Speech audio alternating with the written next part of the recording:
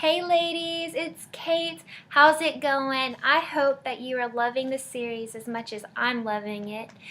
I feel like I've grown so much and I've loved all the testimonies and all the stories that you've sent.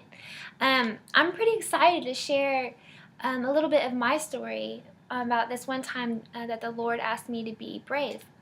When I was 19, I actually turned away from the Lord completely. I just didn't want anything to do with God or church or Christianity, and I just said, peace out, see you later. I just want it my way.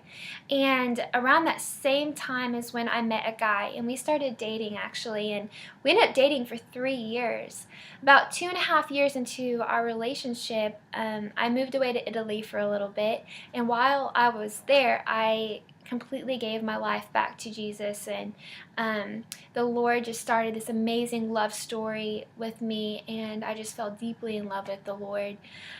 Right about that time is when the Lord asked me to break up with my boyfriend, and it was the last thing I wanted to do. I was just like, God, please don't make me do this. I don't want to hurt him like that. I'm scared to be alone. I'm scared of hurting him. I'm scared of how he's going to react, and please don't make me do this. Well, I got back from Italy and I just continued in that kind of thinking pattern. I'm not strong enough for this. I don't feel like this is something I can do. Well, I just felt like the Lord just began telling me, Kate, it's time to be brave. It's time for you to trust me. And so that's what I did. I obeyed him and I said, okay. And I broke up with him. Well, I feel like my story is a story of God's grace, because the following days were just full of grace. Each moment, each day I woke up, it was just the grace for that time. And it was like I felt him wrapping his arms around me, giving me supernatural strength, supernatural peace and comfort. And he just allowed me to just step into that next season so easily. And I wasn't expecting that. I was expecting it to be so hard and so painful. And some moments were harder than others, but it was like I was obedient. He met me exactly right where I was and said, I'm going to walk through this with you. And I had never felt that before, and just praise God. And I feel like my story is also a story of faithfulness, God's faithfulness. When I was obedient, God met me with his faithfulness to his promises. And this is why about a month later I met my husband, and praise God, I'm married to my best friend and just my love. And I